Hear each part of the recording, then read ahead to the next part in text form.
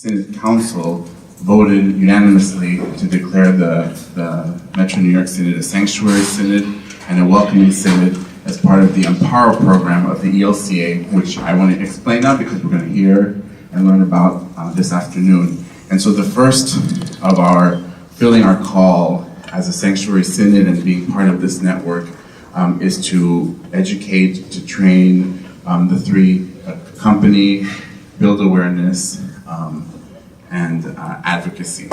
And so this is the beginning steps of our synod engaging and participating in this together. And so we're very excited to do that.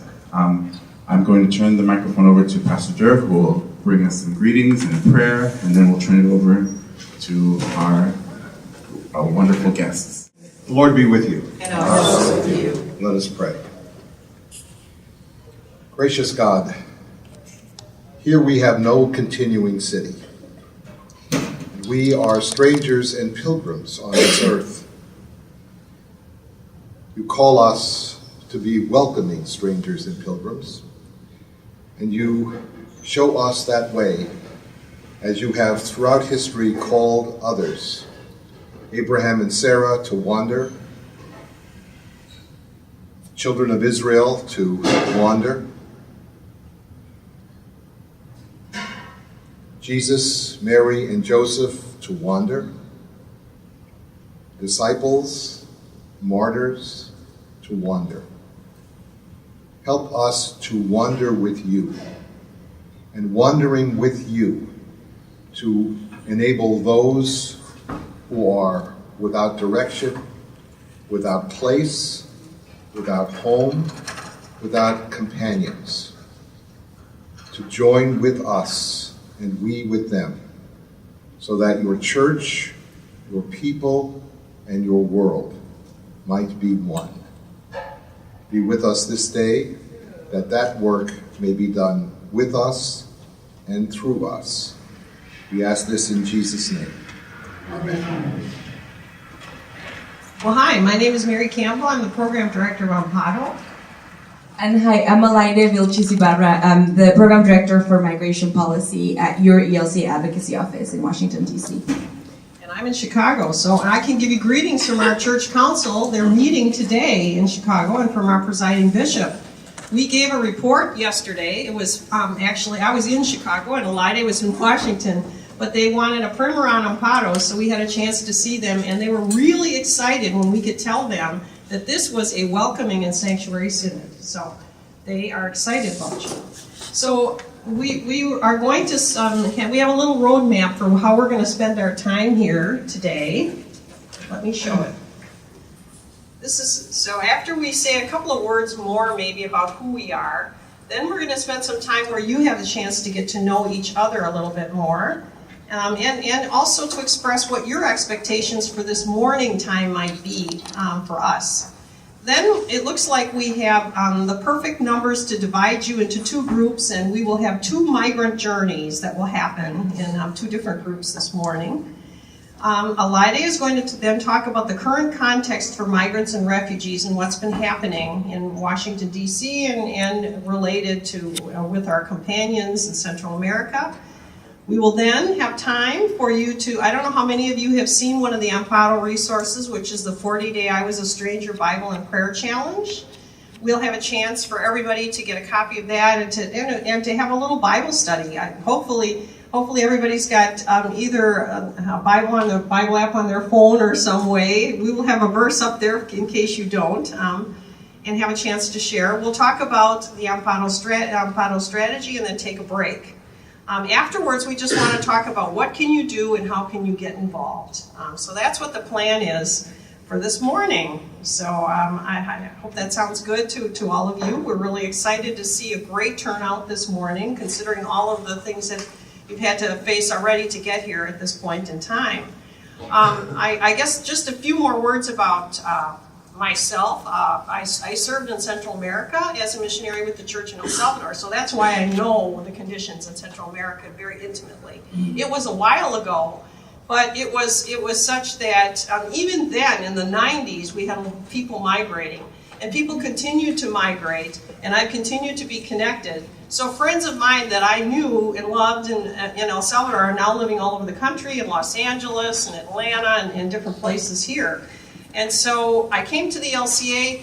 I'm a lawyer. I came to the LCA to do work as a manager of relationships for Latin America and the Caribbean because of my experience with El Salvador.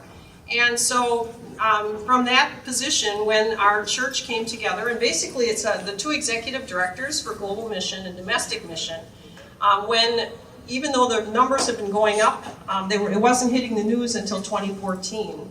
And when it started to hit the news, they just said, no, this church has got to act now. And so they came together, and one of them says it was kind of like, well, your former bishop said it was like running an action on the ELCA because things don't usually happen that quickly. You know, they came together in February of 2015. And here we are, only in 2017. The strategy was passed last year. So that's a little bit, so that I moved from my position into this position. And now Alaide, tell them about yourself. About me, okay. So I am originally from Mexico, and I moved to Kansas when I was 13 years old. And so I'm an immigrant myself from Kansas. And people are really puzzled, wondering why I moved from Mexico to Kansas.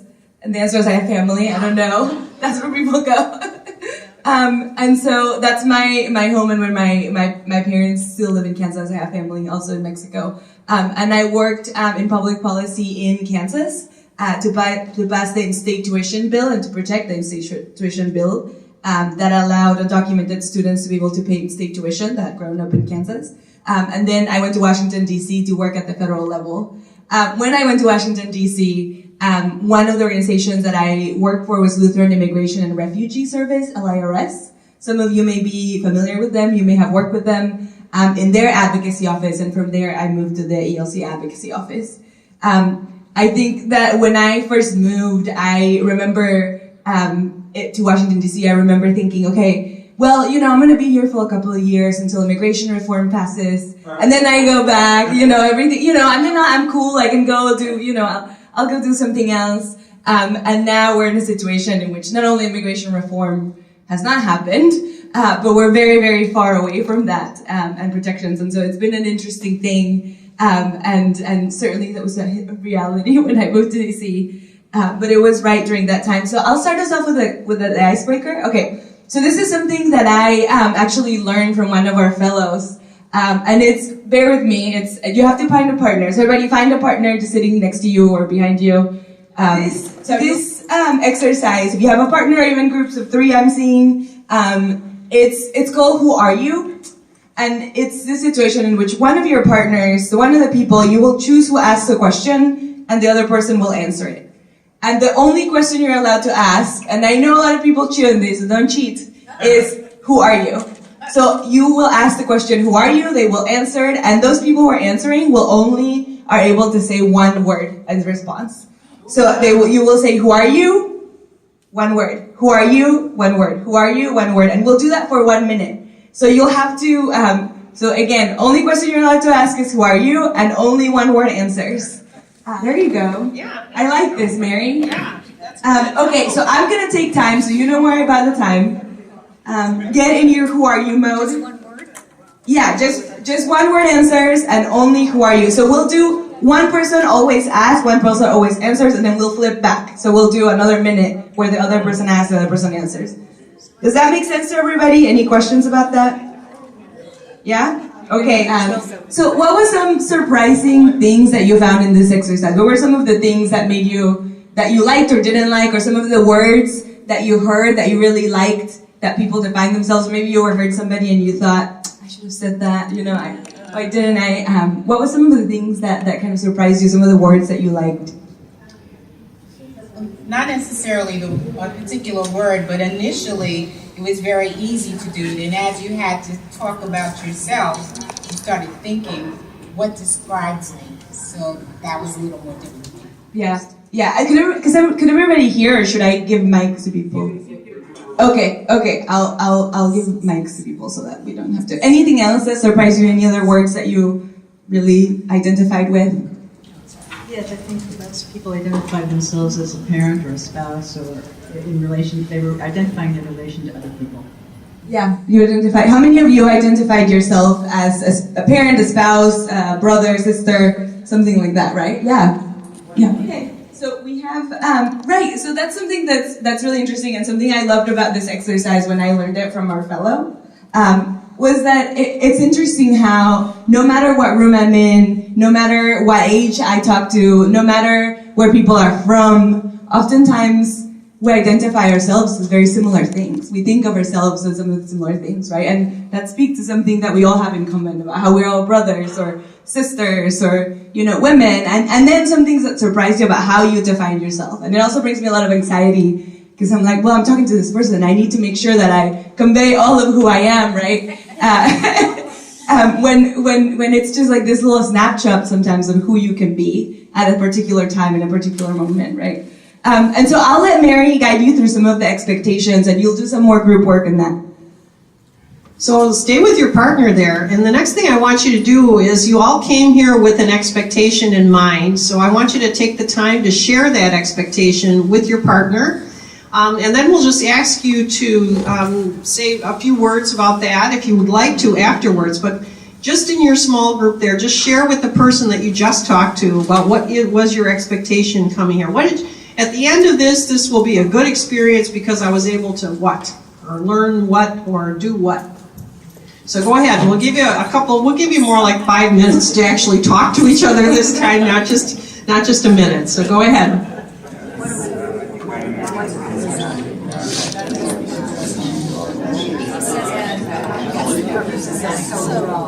So you want to learn more about what they actually have in mind.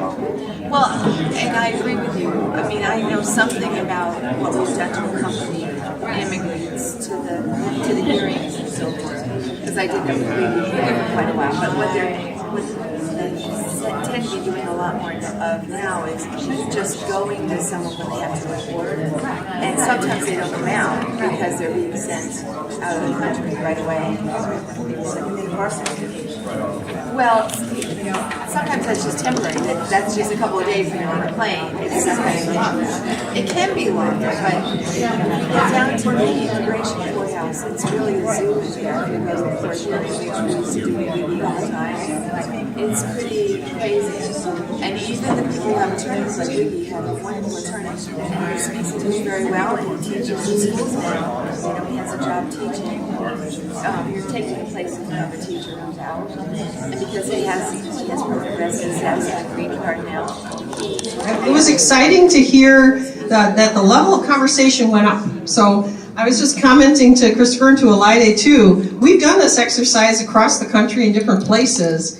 That was the most silence we'd ever heard on the "Who Are You" part of it. But now it's really exciting because in Nebraska the room was just so loud that people couldn't even hardly hear each other. Yeah, people were just talking. Yeah, maybe it's too early. That was the morning too, though. But but to hear the conversation now was exciting to hear. Everybody expressing themselves. And now just throw out, if you can, some of your expectations, because I think it's really helpful for us to hear them. And we can tell you whether we're going to cover it now or maybe, and Christopher can tell you, is it going to be covered later today? What are some of the expectations you came with? So just start, anybody. Talked about our hope that we could learn what's helpful and what's not helpful, because apparently there are things that we might think are good things to do but might not be. I think we're going to be able to cover that. That's definitely a possibility. What else? What other expectations did you hear or did you say? Instead of just hearing words, we need action. So when we go back to our congregations, what are we going to do specifically? What can we do? We're definitely going to cover that all day. That's something that's really important. Okay. Yes. My expectation is to know how to deal with the situation when an immigrant comes in a congregation or in a sanctuary, in a church, and there's ICE police behind them. I want to know how to handle that. Yeah, I think my expectations is how do we use our privilege as a predominantly white denomination, as a Christian denomination, as a denomination of of us as documented people? How do we use that privilege that we have to help the vulnerable in our communities? And how can we harness that privilege to enact positive change in the lives of these people so they can live with dignity and some sort of peace? Yes, definitely. That's really, really important, and we will be talking about that as well. Anybody else? Okay. One right here. This one. My expectation is, although my Spanish is terrible, to just be able to be at someone's side and in hopes that they will know that not everybody here wants them gone, and that there may be some comfort to be had in just having somebody there with you, even though they can barely communicate with you, or their communication is laughable. That your presence, is just supportive. Absolutely. That is absolutely what this is all about in the strategy. That's at the core of accompaniment. And we really will be talking about that, as we go through the actions people can take today. But really, it's the idea of accompanying.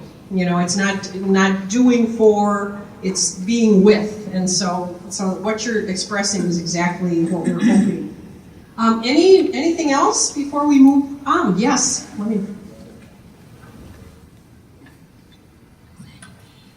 Well, I feel that maybe that's very emotional for me to say.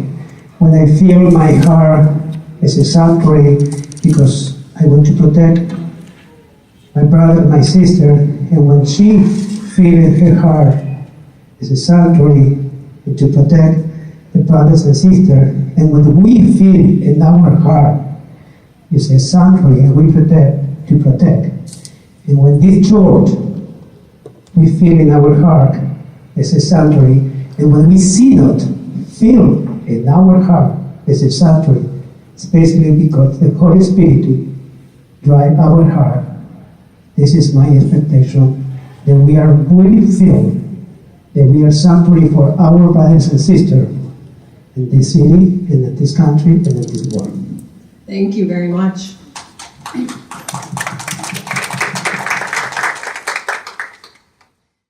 So what we're going to do today is we have set up around the room, I don't know if you can see, but different pictures.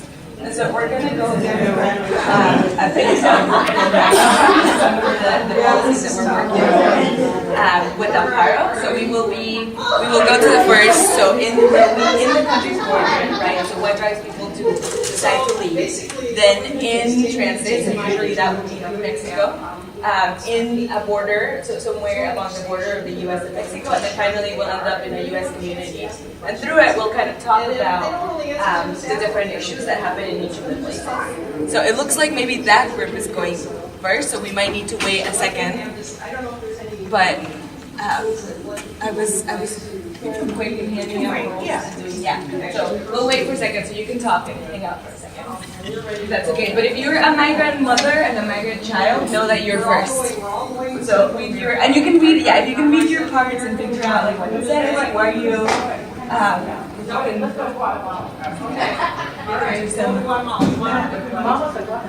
So let's start a migrant journey in the countries of origin. So if you're the migrant mother or the migrant child, you're going to be up first. So here, let's walk with me. I'm kind of your tour guide through this. So these are actual pictures. We right now are in the countries of origin, right? So these are pictures actually of all three countries, Guatemala, El Salvador, and Honduras. And so this is kind of what we look at. So right now, we're all going to pretend that we're there. And we are, and that we're meeting some people, right? And so the youth and the mother, who are you? Come forward. Okay, so you have some different things. So tell us a bit of who you are. Tell us a bit of what's going on with your life. We want to get to know you. My name is Margarita, and I am from Honduras, and I have a storefront that I've used to support my 3 children. I only have no husband. He was killed by the mob or the gang. We're having issues. I'm so scared. My heart is beating talking to you all. It's like So please bear with me. The gangs are in our neighboring town, have been in our neighboring town, threatening them, and now they're moving into where we are. And every week we have to pay a large sum of money, almost as much as I make in my shop, to keep them away from me and my family. So, they've taken my son and they've tried to convert him with the mob, and I'm beyond myself. I have no more money to support my family. I have a brother in the States, in Texas, and he wants us to come, and I need to know if you can help me and my children, or tell me what to do, because I have nothing more to feed them, and we're starving. Thank you. Okay, so this is our mother that we that we have, and then we're gonna meet somebody else. No, you're not. You're an independent child. Independent child. Hello. Yeah, and to give you some context, I mean, I know that probably most of you know that starting in 2014, actually 2011, but then it went up. There were thousands of unaccompanied children, so children traveling alone. Actually, that number, they continue to get more women than men, and younger and younger, and also entire families that are fleeing. Actually, this year, families were way up, not just families, but besides unaccompanied children, also families, right? And oftentimes, to give you some context of what happens in those communities is that there's a lot of corruption in the police, and so when families, for example, in Margarita wanted to go to the police, she couldn't be 100% sure that that police isn't also working with some sort of criminal entity. And so we have heard many cases. The Lutheran Church in El Salvador, Guatemala, has heard many cases in which people go to the police, and then the next day somebody that's threatening them says, "We know that you went to the police," and because of that, and families and members of families are killed. So I think what would make you want to leave your community? What would make you actually take the step of maybe facing real danger? Because the journey is not too far there, right? And so what would, I mean, when you think about that, what would make you think or make these kinds of decisions? What would make 70,000 people? And there is something that we hear a lot actually from families and children when we go to Central America is either I can stay here and die for sure, or I can leave and maybe die, right? Like, I mean, that you're still facing death either way, and so it's like, which choice do you pick? And oftentimes the choice they pick, the choice the parents pick for them, sometimes the family members, because they're worried, is that they leave that community. And there has been an incredible number of asylum applications increased both in the US and in Mexico as well, because people are, and all over actually the neighboring countries of El Salvador, Guatemala, and Honduras, from people that are fleeing for their lives. And so we'll move to,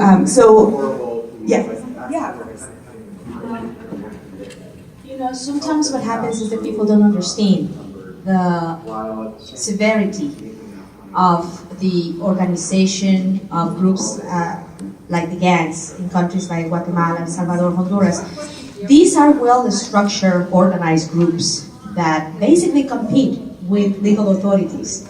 These are groups that ask for taxes or fees from people just to live in a community.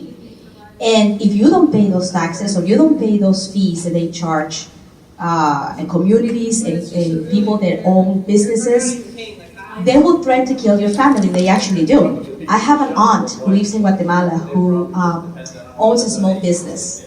She has to pay not only her taxes to the government, but she has to pay her fees to the gangs. And one of her friends, who also has a business, didn't pay her fee because she didn't have it. They made a sad face in front of her door. They painted a sad face in front of her door. My aunt came to find out that when they paint a sad face on the door, that means someone in your family will get killed. And they actually kill her son, this lady's son. So they're very serious. And it's an imminent threat. It's not something that, you know, you can take lightly. Yeah. And that's certainly true. I think the majority of small businesses in all of these countries have to pay that. They actually call it taxes. They call it, they call it taxes. The gangs, yeah, the gangs have made that name because they're so normalized, and so they just go around neighborhoods and ask for a particular money. So if you're already a mother that's not making much, that is maybe your entire livelihood, right? And so what do you have left from there? So this mother and this child, unrelated, they decided to take the journey. They decided that they wanted to see if they could reach safety somewhere else. So we're gonna go to take the journey, so join me. Okay, and here we have a shelter worker and a cop. Shelter worker in Mexico, I think there's two of you. Yeah? Yep, are you in Mexico? Yep. And then police. Okay. Okay, so these are also pictures of what happens in Mexico. So a lot of you may be familiar with La Bestia or the Beast, right? It's a freight train that used to be one of the most common methods for children and families to get to the US. And so they would hop on top of this. Actually, a picture I was able to take of the top of what those trains look like. So children or families would try to hop on, would pay a fee, and then try to hop on top of here. And then what we heard a lot is that they would use their belts to wrap around the loops so that they could sleep overnight, right? And there's a lot of noise and it's full. Now less and less because of policies of the US actually, and Mexico, there's less and less of people hopping on trains and much more of them walking for days in terrain like this. And in really rough terrain in order to avoid some of the checkpoints that had been established.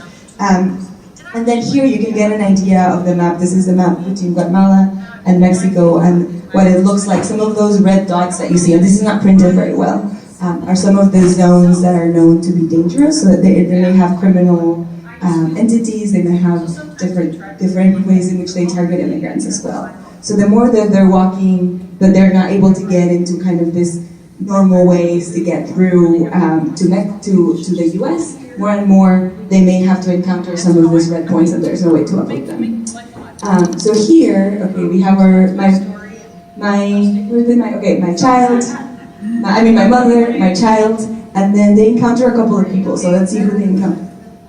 So I don't know what happens, to you as a woman. Like, it is completely, gender and sexual violence, rape, all of those things are incredibly common for people to take the journey. In fact, we hear from a lot of young women from Central America that before they know they're gonna leave, mothers, doesn't matter the age, doesn't matter anything, they'll get a depot shot. They'll try to go into places to get a depot shot because they know they're almost guaranteed that they're gonna be raped. And so they just wanna avoid pregnancy. And oftentimes, this can be by criminal organizations, or it can be by the very people that are supposed to protect you, right? More and more, we're seeing cases in which police officers themselves the person has good documentation of being an asylum seeker, a refugee.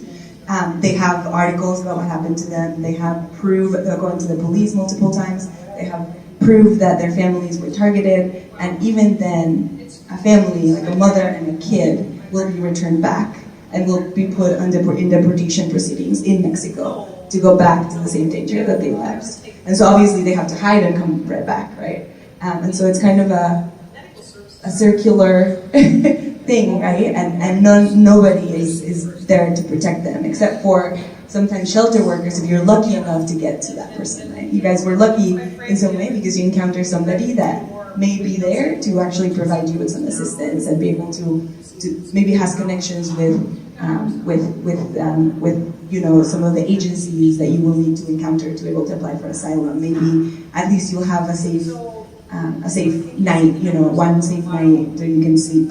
And it's actually churches that are a lot of these shelters started by churches. It's actually the faith community that's often in places where no one else is. There's no NGOs, it's churches, people of faith that are both volunteering and providing food, but it's also people that are there trying to help people with cases. Which is a beautiful story that people don't quite hear. Yeah, you want to about my role. It's actually happening in the U.S. now too, because things have gotten so bad. Speaking in New York, where there's a place in Buffalo, because some people now can't get relief in the United States and not be deported. So people are going up to Buffalo and then crossing the border to Canada, where things are much better.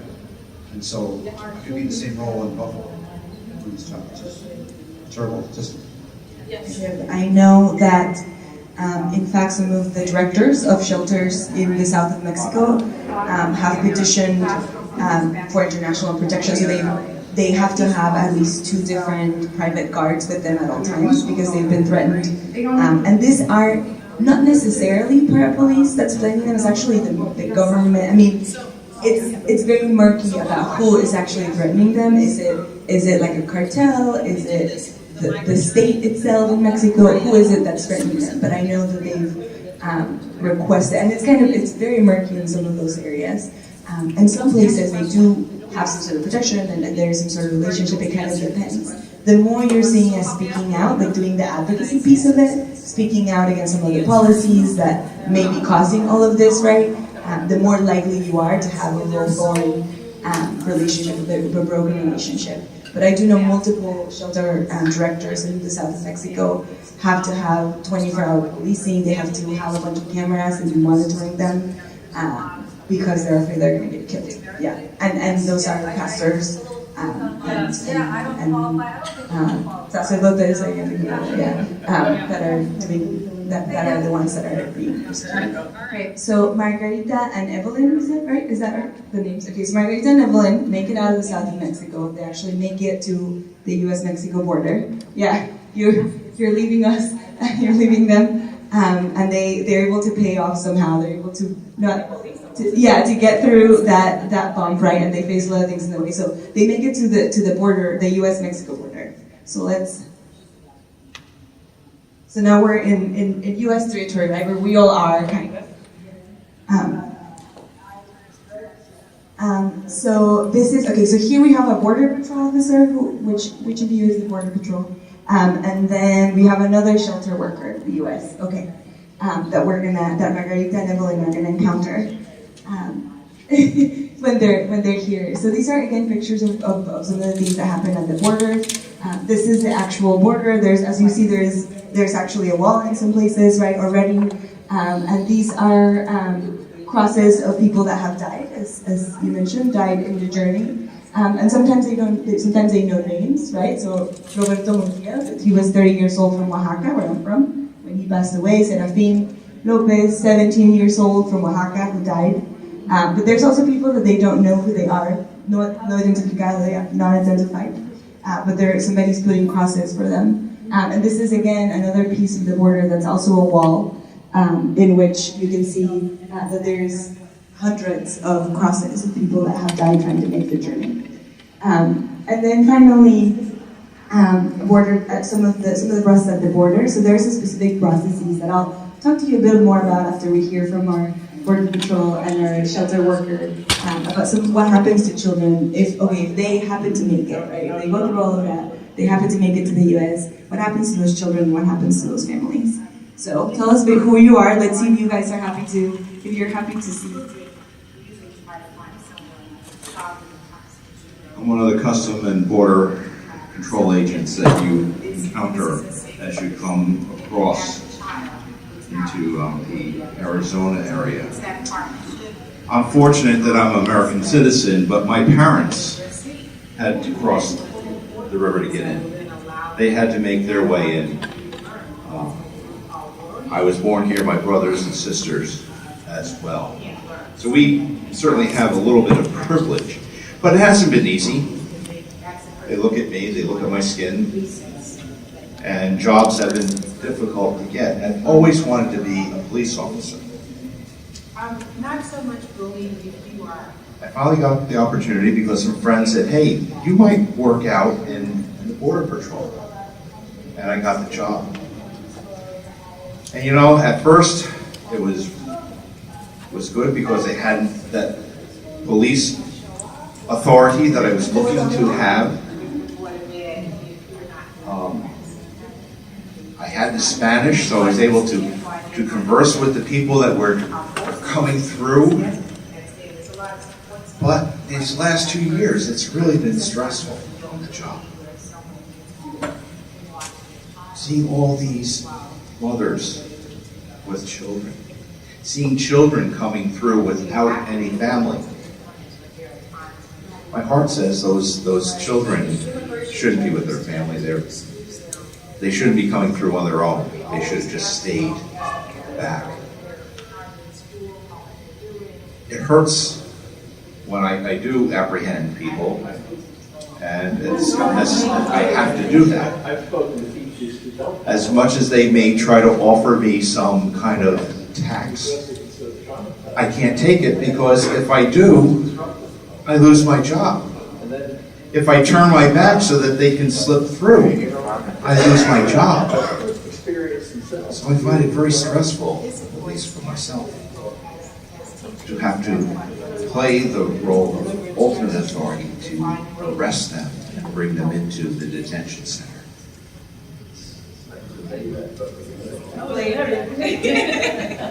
Very complex. So I am a volunteer in the Interfaith Hospitality House.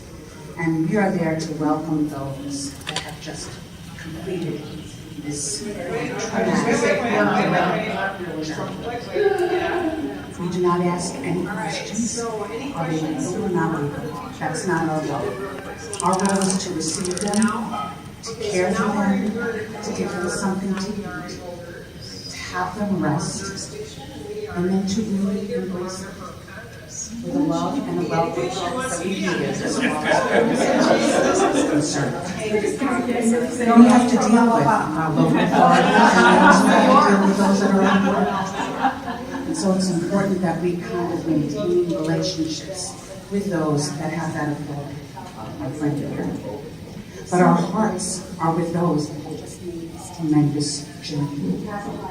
And so it is in those good relationships that we form that sometimes we are able to work miracles among those that come along.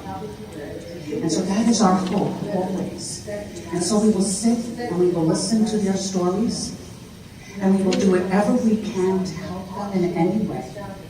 We continue to build our relationships because we know that in the relationships that we form, that we can somehow make a way for any of those that come. But to be that sanctuary, to be that place of safety for however long we have them, is a grace and a blessing to us. So are you guys happy? Are you happy to see them? Yeah. I went with her. Never mind. Yeah. No. Wait until we get to the next one. There's the role that always gets like frowns and so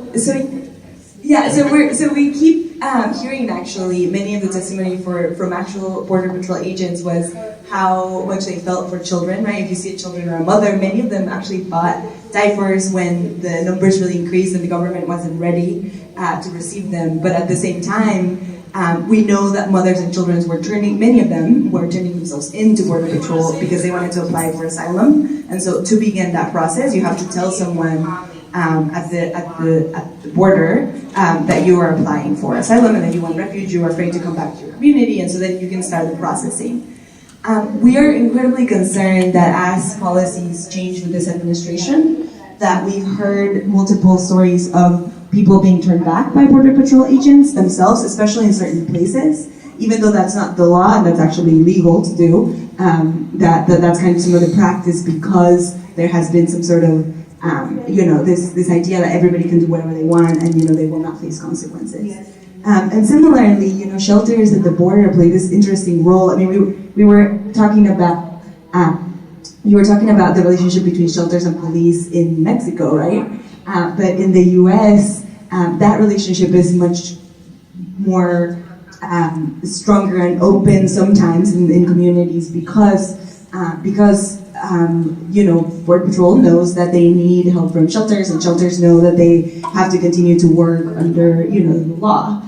There have been some proposal under this administration to make transporting or aiding families or people that may not be documented, even though you don't know, to make that illegal and persecute people that are helping, and that would, of course, hurt a lot of our churches. That's not something, but it's something that we're looking out for making it harder to be able to provide services for families and children. So unaccompanied children from Central America, not from Mexico, have to go through some sort of trafficking screening when they're in the U.S. That's by law. By law, the U.S. a long time ago said, we're the U.S. If you're a child that's coming in by themselves, it's like, we're going to make sure you're not being trafficked, and you're not here because you're being trafficked. So there's this screening processes that they go through, and then they may come into a community in the U.S. After the screening process, if they're found to have some sort of protection needs, so maybe that they're a refugee, maybe that they qualify for a different kind of, it's a very small amount and a very restricted way in which they could qualify to come into the country, but they're going through the immigration processes. And while they do, they go into a community. So it may be some of the children that you see in New York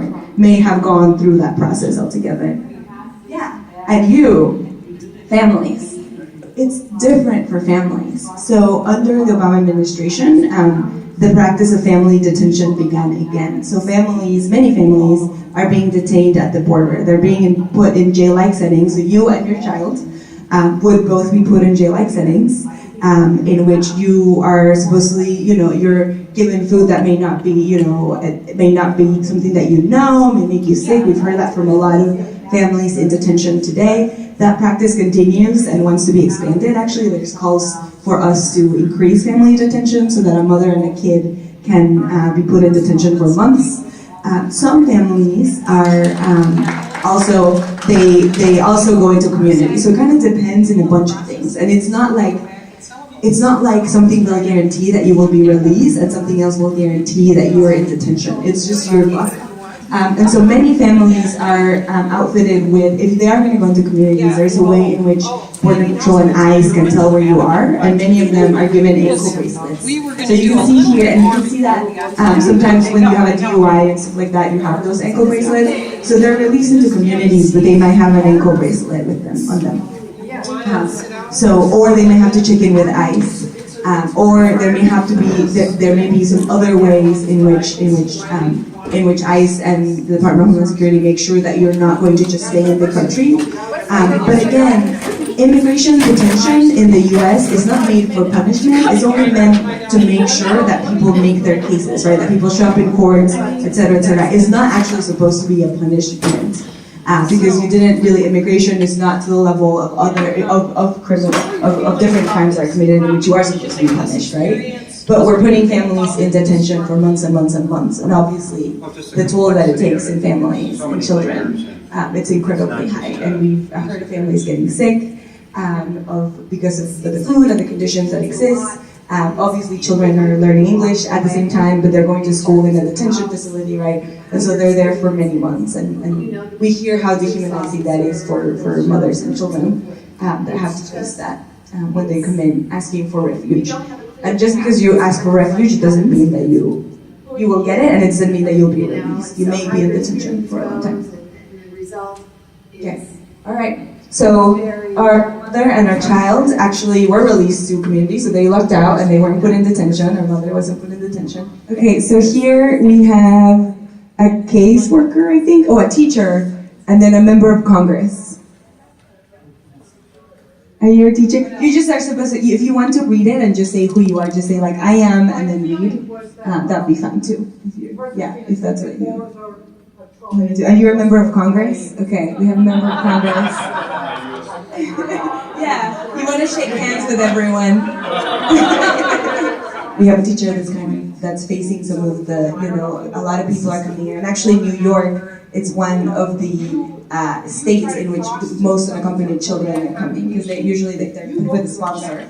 Somebody will take care of them, and then they're kind of integrated into the community while they do their immigration hearings, right? So you heard some of the kids miss school because they're having to go into immigration court. And a member of Congress, what do you have to say to us?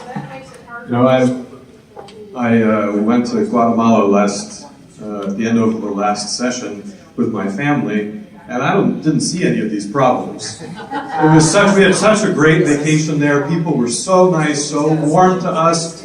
All of this talk about problems with the police, I just don't believe it.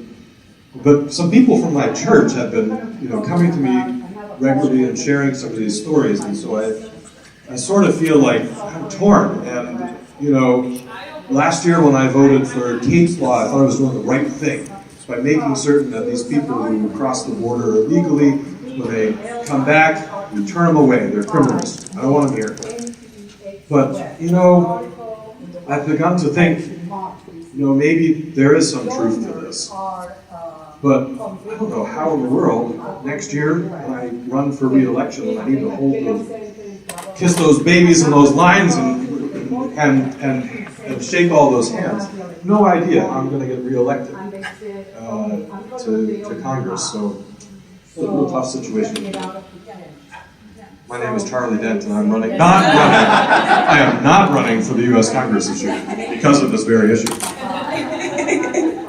So you heard from a member of Congress as well, right? And actually, I took some of that. So I wrote that role, and I took some of that verbatim from something that a member of Congress said, who had just gone to Honduras and said, I mean, Honduras is one of the most dangerous places in the world, and he was like, but I went there and it was fabulous.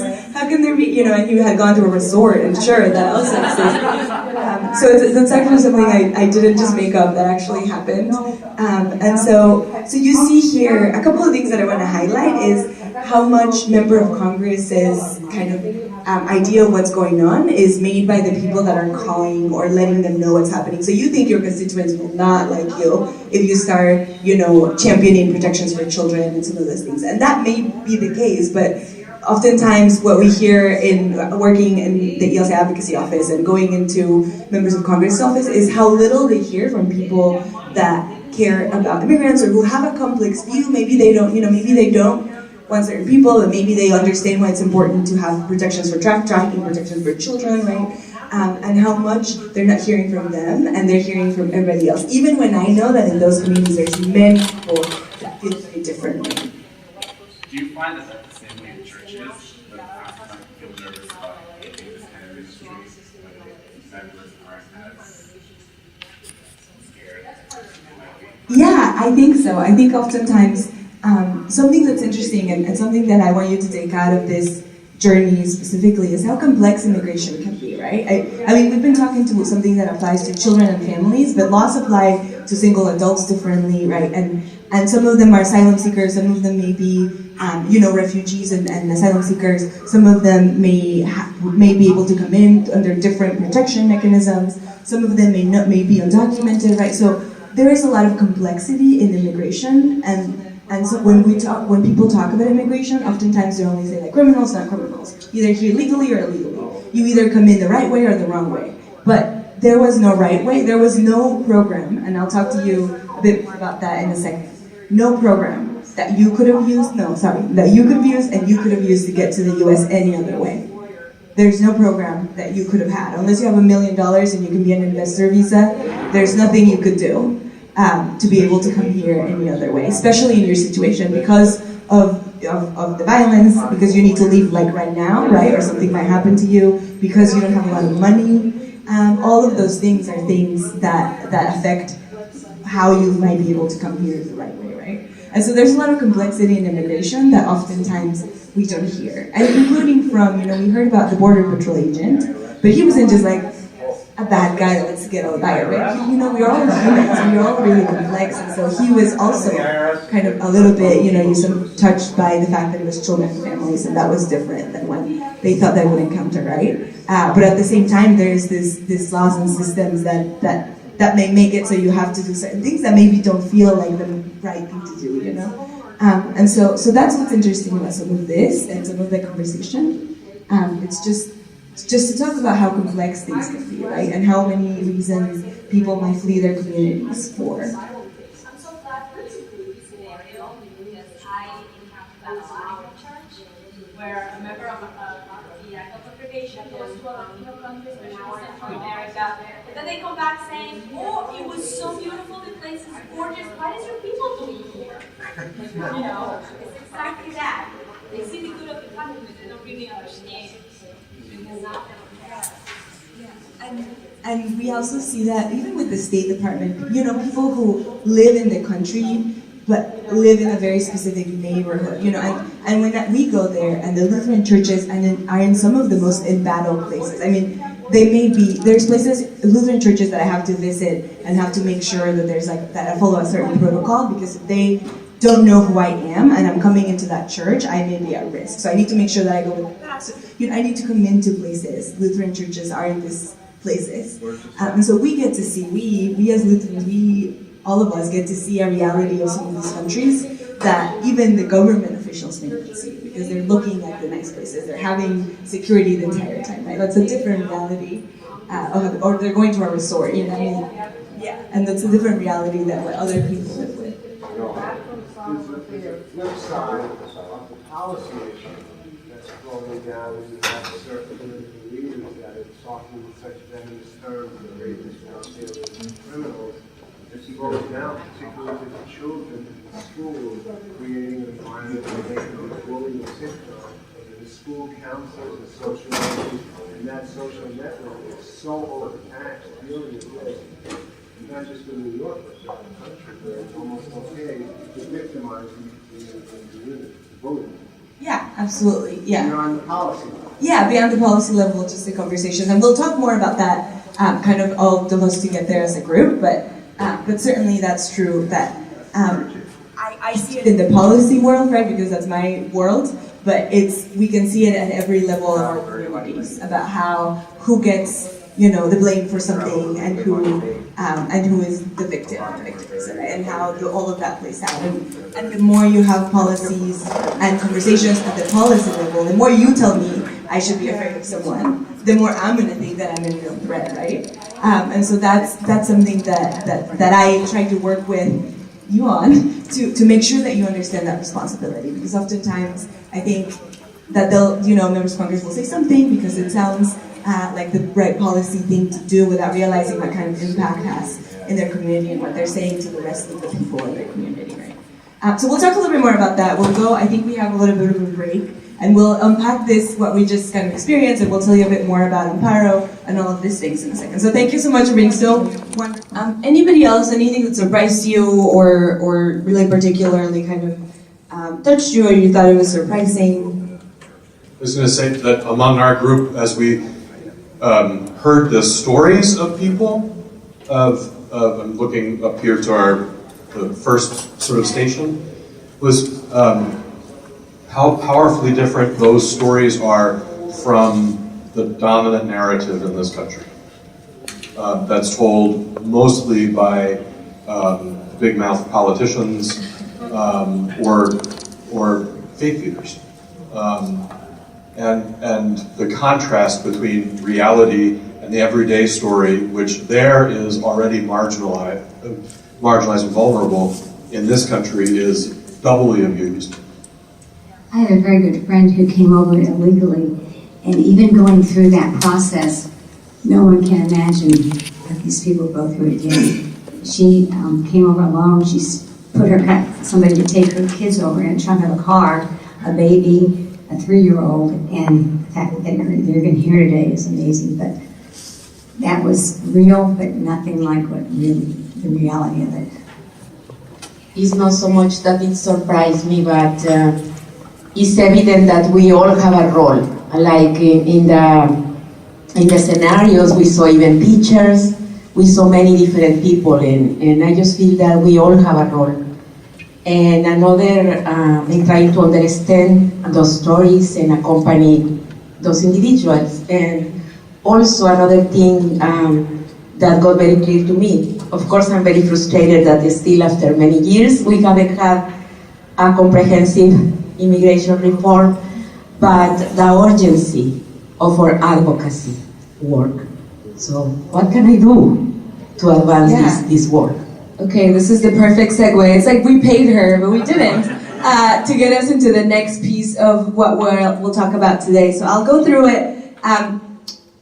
First to say that there's so much going on in Washington that it's hard for me to tell you all the information. So if you find that there's a program or a piece of legislation that you know about, that you want to know more about, you can catch me after. I will not go comprehensively to every single thing, but I just want to make sure that you all know about some of the policy pieces and policy changes that we're seeing in this administration. I think we hit on some of them through the journey, right, and some of these different policy pieces. And I think, thank you so much for saying that that everybody has a role to play, because oftentimes I think we we see immigration as a border problem when it's not. It's all of us, right? That both have a role to play in communities around us, and you'll learn more about that with Mary, and also in advocacy. We all can do advocacy. It doesn't matter where you think your senator stands. It doesn't matter whether you think that they agree. They can always use a phone call. They can always use more pressure. Trust me. So you've heard about some of the. I think that some of the work that I do actually has gotten kind of a big push, and it's like now people know actually understand. Like my family actually understands what my job is because advocacy has been such a big part of what happens, and some of the movements that have happened right in the past year or so. And so people actually kind of understand a bit more, and part of that is great, but part of it is also seeing how much information there is about certain things and how little information there are about certain other policies. So we all know, for example, or you might have heard, or I know the news has covered, for example, the Muslim ban, and the fact that this year the U.S. is accepting a historically low amount of refugees into the country, even as we're seeing a historically high amount of people who are fleeing their community. So 45,000 for this fiscal year, which is historically incredibly low. Last year, it was a hope to be able to resettle 120,000, so that's a huge difference. We all, I think, have heard, and hopefully you've heard, about efforts to fund a wall along the Mexico-U.S. border, right? So there's that effort, and that's certainly still continuing, and there's a push to do that still today, and we are doing advocacy around using our funds in a way that is both humane and also makes sense, right? Because as a policy, that also doesn't make any sense. And then finally, you probably also heard about DACA, right? The Deferred Action for Childhood Arrival program that was ended by this administration recently. It's about 800,000 children that grew up in the United States. So these are not like the children and families that we saw right in our journey. These are people that have come here that have been in the United States for years and years, grown up in the United States, young people that had this temporary protection that was taken away, was ended. This policy was ended by this administration. So those people in March and still there's people that lost status already, but in March there's a deadline. If there's not legislation that passes to protect them broadly by Congress, then those people will lose protection. They will be unable to work because they have been working this entire time. They will be eligible for deportation, and they have given their information to the government in trust that they were going to protect that information, and so they could use that information to target and deport them. Aside from that, so those are just kind of the things that I see that are kind of getting out a lot into some of the media that you hear more and more about. But there have been all of these other ways in which our immigration system it's either under threat or has been changed already that hurt children and families, like the ones we were talking about here during our journey. We know, and I know that somebody mentioned this, which is wonderful, during our journey, that the Department of Homeland Security has said that they're targeting the sponsors of unaccompanied children. So we mentioned that children go into communities, right, while they're away their immigration hearings.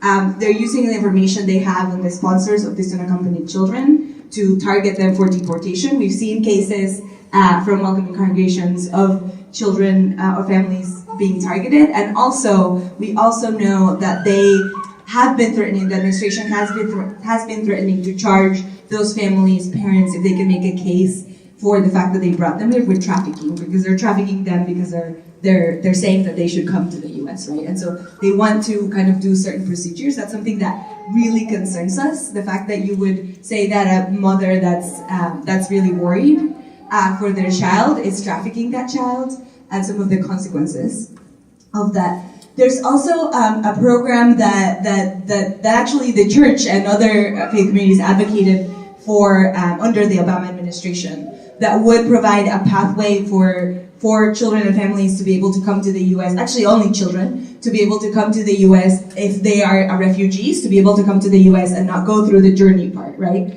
To be able to come to the U.S. legally without having to go through this horrible journey that we heard about. We were able to advocate with the administration that we needed a program that was protective of children, and this program is very, very small. It only applied to children who have a parent legally in the U.S. So it's qualifies for either refugee status or is incredibly vulnerable. Both of those programs that we advocated and worked so hard on were ended recently. One of them, the refugee program, just ended last week, even though they had been telling us that they were going to end it for a long time. So today there were about 6,000 applications still of children that were hoping to be evaluated for refugee status that will never get their applications reviewed. The only way that they will be able to come to the US and find protection is by going through that journey, because we've ended that program. And similarly with vulnerable children, there are some children that are already in the US under this program that will actually lose status and be then eligible for deportation and maybe going back to some of the terrible things that they fled in the first place because of the end of this program. So we're advocating to provide some sort of protection, extended protection for those children that are already here. But that's a program that not a lot of people know about. It's not getting a lot of noise, and therefore it's really, really, the less noise and the less visibility that the programs have, the more likely they are of those people to be vulnerable, incredibly vulnerable. Finally, if you haven't heard, and I know that New York is one of the big places where you have temporary protected status people, which is a status for Hondurans and Salvadorans that was given temporarily to be that, actually it was about 20 years ago, they were granted temporary protected status. And the way that it works is that the day that they're declared that people from El Salvador are qualified for temporary protected status, that means that they will not, that is ending on that date. The people in the future won't be able to qualify. So this is Salvadorans that have been here for 20 years under this legal status that's temporary protected. Usually every 2 years it gets renewed. And so every 2 years it gets renewed for another 18 months and 18 months and 18 months until the US deems that conditions are safe enough so that those people can go back to their countries.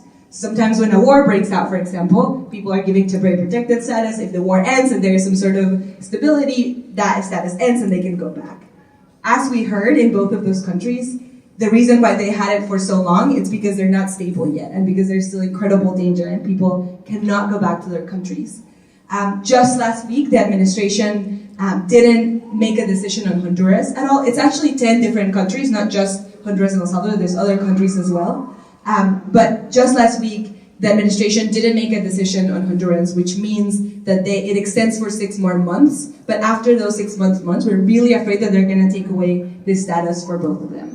And that's similar people to Dreamers who have had houses, who have families. They may have children that are U.S. citizen children, and they will be eligible for deportation and targeted for deportation. And they have been living here in the U.S. for 20 plus years, completely legally, right, and working and providing to the community. Finally, I think, and I won't go deeply into them, but there have also been efforts to take away trafficking protections for children, from Central American children. It's part of maybe a possible potential, it's one of the things the administration has said they'd want to see if they pass maybe a package to protect Dreamers. They want to see taking away protections, trafficking protections for Central American children, right? And one of the things churches are saying are you cannot possibly ask some children to provide protection for some children and take away protection from others. We can certainly do both, and we have done both before. And so that's another piece. And then there's continuous efforts to support Mexico in stopping Central American migrants in Mexico so that they don't ever make it to the US. And in fact, many people are returned from Mexico. They never ever come back. And they're returned to the same conditions. They're returned with a very little support. And there is still funding and support from the US government to Mexico so that we never see those children at our doors and in our borders. So our mission as the ELCA Advocacy Office, in the face of all of this, it's to do two things really. It's to provide immediate protection for children and families. We're saying they need help today. I mean, they need to be, if there's some sort of policy that we can create, like the Central American Minors Program I mentioned earlier, we need to make sure that we provide protection while focusing on the root causes of migration. So we hope that someday, actually, those people don't ever have to flee. We won't even see them in the US, perhaps, because the conditions in their communities will be such that they have safe lives, that they have food, that they have all of the things that they need in their own communities. So if they don't want to leave, they don't have to. And so my work is doing both of those things. It's not just concentrated on immigration policy, but how does the US interact with other countries to create some of the conditions that drives some of these people to leave. Does that make sense, everybody? So it's kind of a dual piece of this. So our church, we have continued to coordinate with Lutheran Immigration and Refugee Service in order for us to take all of those policy things that you just heard about, and I know it's a lot, and I know it's overwhelming, and it is in my world too. I'm running around like crazy as well, doing advocacy. But to take all of those efforts and ensure that we are speaking about these issues to people, but also to policymakers. So we're telling churches where their member of Congress stands on each of these issues. We have co-drafted reports outlining the consequences of TPS, of ending TPS, temporary protected status. I know I told some of you that churches are sometimes in El Salvador, Guatemala, and Honduras. Churches are in some of the most vulnerable places, in places that may be where there may be gangs in the communities. And so we, churches, have a view of Central America that's very different from maybe decision makers. And so we want to make sure that they know the realities that we see in these communities. And so we have issued reports about that. We continue coordinating with our churches. The Lutheran churches in El Salvador, Guatemala, and Honduras tell us what they're working on. They tell us what they're seeing. We're going to continue a conversation as AMMPARO with Lutheran churches in those communities, and who can tell us some of the consequences of ending some of these programs. And finally, Lutherans like you have been sending messages, are part of our network, have been reaching out to me, have been having meetings with their member of Congress, have been letting them know that they're part of AMMPARO, that they're a welcoming congregation. They've been speaking for TPS recipients, or not for them, with them. They've accompanied TPS recipients to meetings with members of Congress. They've sent letters. So Lutherans like you are organizing more and more and being one voice that speaks for some of these policies and for protection and for someday ensuring that these people don't have to flee their communities. So now, after hearing all this horrible news, which you knew already, it's time for us to turn to the Bible. So Elida is passing out the 40-day I Was a Stranger Bible and Prayer Challenge. I'm excited to say that this actually came from the evangelicals. One of our pastors in California had been working with the National Evangelical Forum when this was constructed. This bookmark has 40 of the 92 verses in the Bible that talk about welcoming the strangers. So here's 40 of them, and there are many, many more. So God, I think, has declared pretty definitively on this issue. So what we've been doing with this has been to ask congregations to share it and to use it. My congregation used it for Lent. We went through on our 40 days. We read each week. We would read the seven of the verses, and we'd come together and then read them again and talk about what was our reflection. This year, we're planning, and we've been asked by a pastor in Pennsylvania to put some stories up. So she wants to do it for Advent. It's going to be a 30-day or less kind of a 4-week, 28-day. But we have stories. We've got over 50 stories of Central American children and mothers that have migrated. So we're going to be putting stories up on our Facebook page for each day. And people will be able to use them for either Advent or Lent or whenever. It also works for the Easter season.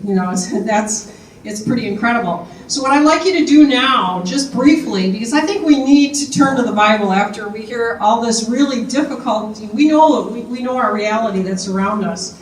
So if you have a Bible app, that's great. Or if you happen to have a Bible with you, that's really great too. So I know we're Lutherans and we don't always carry our Bibles around to everything. So, but if you don't have any access to anything, here's one of the 40 verses is right up here. We'd like you to get with a partner and just read the verse and talk about what does it mean to you, and what do you hear God saying to you today on this? And we're only going to be able to give you about 5 minutes for this, but just get a taste of it. So just get with a partner and do that thing. And we'll be back in 5. I think, there's so many topics of the Bible, or when you look in the Bible, there can be so many different ways to interpret something or reflect on it, and it just seems that being hospitable people is pretty clear. Like you just have verse after verse after verse after verse after verse that says in story after story, and like from the beginning of all the way to Jesus when he's fleeing. Of just of being a people on the go, a journeying people, and that we are also to be a hospitable people. And I don't know how you question that, biblically anyway. Anybody else? One more. Okay. I agree, Christopher, but still 70% of Americans believe that the Bible contains the verse, God loves those who help themselves. They believe that. So we have some education to do. Well, I'd just like to say that when I did this for Lent with my congregation, what I really enjoyed was that, the hospitality piece is so key in there. But if you get into some of the verses, it's about labor rights. So, I mean, it just really covers a lot of different relationships there, in terms of how are we welcoming to the strangers. So I would just commend this to you, and hopefully, the other thing that happened in the National Evangelical Forum is they used it with Congress people. So they would, as pastors and as lay people, would go to their congressperson and say, do the Bible and Prayer Challenge with me. Here's a bookmark, and I will do it with you. And so, and actually we've been using it with the people, because on our Facebook page, we have an individual that is always posting something else, and so I have said, take the Bible and Prayer Challenge with me, take it. He hasn't accepted that yet, but maybe someday he will. So it's really good. We have plenty of more of them up here, along with some other resources. So please know that it's available to you. It's also in Spanish, where we ran out of our Spanish ones, and we're getting more reprinted now. Okay, moving on. So just to set the table a little bit for this, I think this is a really important slide that I like to show of the United Nations, to show that the global number of refugees and international migrants has just really, really increased in the last 15 years. Now, we didn't really hear about it a lot before 2014 in terms of the migration, but if you look at the trends, it's been happening. But take a look at refugees too. So you see in the year 2000, 15.9 million, and then it goes to 21.3. But then you see a 41% increase in migrants. So from 172.7 million in 2000 to 243.7 million in 2015. This is just huge in terms of the numbers. So we have more people moving now than ever. Okay, next. All right. So I mentioned this in my little group here, but here are the actual numbers. Customs and Border Patrol. Between October 1st of 2016 and August 31st of 2017, and why don't we have the September numbers? They don't even post them anymore. In 2016, they posted them on a monthly basis. You usually saw it by the 10th of the month. This year, they stopped doing it as regularly, but then they finally released a news story in September about the August numbers. They have not released the September numbers even yet, so that we can see how many people actually came in that fiscal year. But 38,495 unaccompanied children, 71,445 family members, which was 3,380 more family members than in 2016, the highest total on record, even higher than 2014. So despite the rhetoric, people are coming. And hearing why people are coming, you can understand that. So the July numbers were up 16%, the August numbers were up 22%, and we're sure the September numbers are up even more than that, and I don't know if we're ever going to see them. I hope we're going to see them. So that's kind of the state of things right now. So the AMMPARO strategy. AMMPARO, for those of you who speak Spanish, it's probably a little disconcerting because it's a misspelling. And the word means refuge in Spanish, but it's got one M in Spanish, not two. But when we were thinking about what this strategy should be called, it really made sense that this should be called Accompanying Migrant Minors with Protection, Advocacy, Representation Opportunities, thus the second M there. And it really works well. And it comes from Psalm 46. God is our refuge and strength. So this is the one sentence explanation. If somebody said to you, what's AMMPARO? What is it? In a holistic whole church commitment by the ELCA as a church in the world, AMMPARO is envisioned to accompany children and families and people today and in the future who are forced to flee their communities. Next. So this is the summary slide. If somebody said to you, what's in this strategy? You will find 4 commitments of this holistic whole church response. In fact, that is one of the 4 commitments. Another commitment is to respect human rights. Another commitment is to attack the root causes that are causing people to flee. And another one is for immigration reform. We call it holistic because it's about 3 moments of the journey. That's what makes it holistic. It's that because we have companions in Central America, because we have companions in Mexico as well, we are in a position where we can work with our companions as they do the work in their own countries to try to change conditions so that people don't migrate, but also to do work with people who are deported and returned from Mexico and the United States. We are able to work as people move through countries of transit, which are Guatemala and Mexico, and also in the United States. Christopher already mentioned our 3 guiding principles of accompaniment, awareness, building, and advocacy, and the kinds of activities that congregations and people and synods and are involved with our protection, advocacy, representation, and opportunities. Mic closer to you, because they can't hear you. Okay. All right. Next. You can just put it all of them up there. So these are a listing of our companions. And this PowerPoint, by the way, there's a version of this on the website. So if you want to use this in your congregation in a workshop, you'll be able to do that. But as I was saying, we have relationships in El Salvador, Honduras, and Guatemala. We also have relationships in Mexico. And in the United States, we work with LIRS and Lutheran Services of America, and also Church World Service to do the work we do, besides the work that we're also doing with congregations and synods. So just briefly, I want to talk to you about the work that's happening in the region. 63 cents out of every dollar that AMMPARO has goes internationally. It does not stay in the United States. And the work that's being done by all of our companions in Central America is with deported youth and families who have been returned from Mexico and the United States to try to change conditions so that people do not feel the need to migrate. So the picture, you see Pedro in this picture here, together with his mother in the bakery. This is a program that's in San Pedro Sula with the Mennonite Social Action Commission, in which they have predicted that maybe they could work with youth and 50% of them would make a decision not to migrate again. And after 1 year, they were astounded to see that 75 to 80% of the kids that they worked with made the decision they weren't going to make that journey again because things were different, because they had economic opportunities, because they were able to find safety in other places, because they were able to get psychosocial counseling, which is part of what is offered. So this is really important work. And we're kind of a purple church in that we have people that are red and blue in their political affiliations.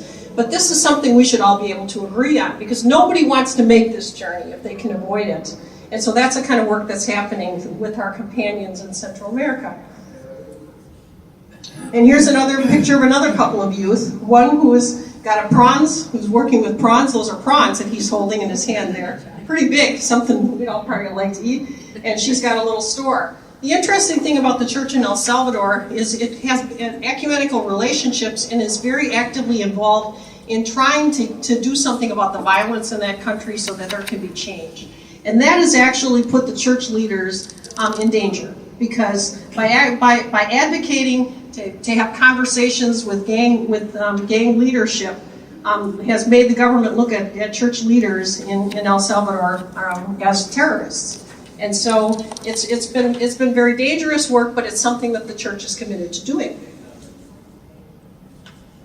So here's some of the results that we've seen over the last year or so, and there will even be more results. There's been a huge amount of impact. We also have some information that we could provide to you that kind of an impact statement that we just provided to the church council yesterday. It's about 3 pages long that describes all the work that's happening through AMMPARO. And we would definitely be able to provide that to you as well. One of the things I'd like to lift up here, though, is that we are involved with LSS in New York, helping. LSS of New York has a lawyer who is representing unaccompanied children. And so it's been really important that part of our AMMPARO dollars have gone toward legal services. Last year we were supporting legal services through Church World Service in Miami, and we will continue to do this kind of work because legal services are really important at this time. So here's just a page that will help you see where our resources are. We have some excellent resources on the ELCA website under AMMPARO for synods and congregations. We also have a very big section that's in Spanish as well. And in both Spanish and English, you will find Know Your Rights information. When we talked with the Latino strategy group, they encouraged us to make sure it got posted. It got posted in Spanish first, and then people said, well, why isn't this in English? Because we got a lot of people that don't speak Spanish that could make use of this. So we're always adding the resources. You should sign up for the ELCA Advocacy Network, and definitely follow us on Facebook. Become one of our friends and be a follower there so that you can get the latest news, because that's really where ELIDE has been able to put a lot of the latest stuff that's happening. And so you can hear about it on our Facebook page. This was going to be a break, but we moved past that. So now we're going to get into. Sorry. Now we're going to get into what can you do, because I know that was very important. People said, what can we do? How can we get involved? So first of all, what I wanted to show you is this map. This map shows where Central American children ended up when they came to the United States. So take a look at where New York is and that big green dot there. You have plenty of Central American children. So the priorities for ELIDE and I have been to see work happening. Los Angeles is fairly well organized at this point in time, and we are so excited to say, now there is really the strong organization in the Metro New York Synod, so that because now there are opportunities to work on with the many, many Central American migrant children and families that you have in your communities.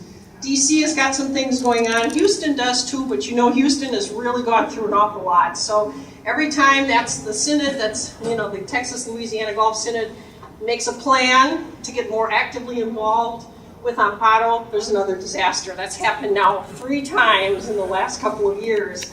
So they're committed, but they've also had a very, very tough time.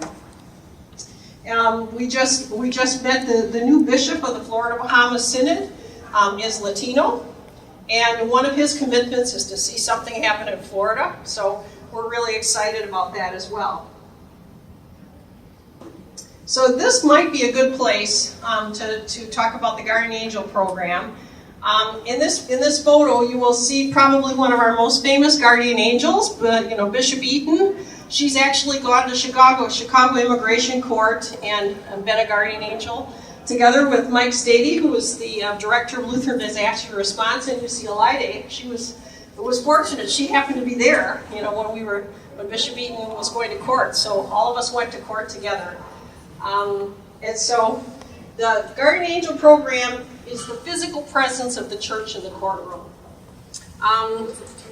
So now let's just show a little tiny short video. Let's go back. Okay, take this. I don't know. This is on our website as well. Okay, we're going to show a little bit of video that gives you a better idea of what a Guardian Angel program is and why it's needed. Let's get the volume up.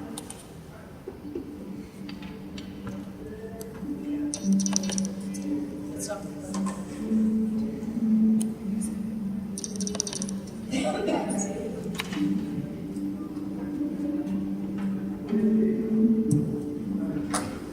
Es por lo mismo acerca de la violencia que hay en nuestro país. Él sufrió un percance. Él cuando estaba viviendo estudiando, o sea, la persona encargada que me lo llevaba a la escuela, la apuñalaba frente de mí. Entonces yo estaba muy temerosa por todo lo que estaba pasando. Yo no estaba tranquila y luego pero gracias a Dios que a mi hijo le dieron la oportunidad de entrar acá. Ustedes saben, siempre ellos dejan cortes. La cosa estaba muy molesta porque le pregunté si de dónde estaba mi abogado. Yo le dije que no, o sea, que no lo podía agarrar por el dinero, que no había dado mi dinero. Guillermo es un trabajador de Los Ángeles Guardianes.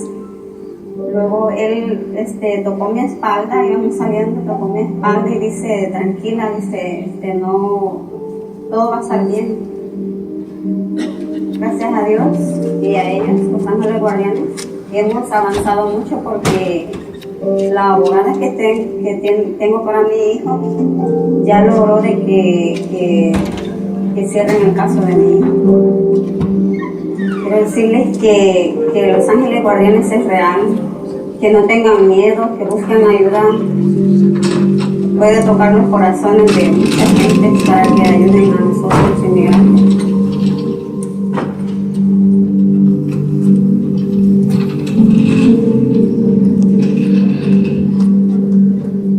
So this video is on the ELCA website. You can show this in your congregation. There's also a longer version of that story where she actually gets to explain the whole process a little bit more.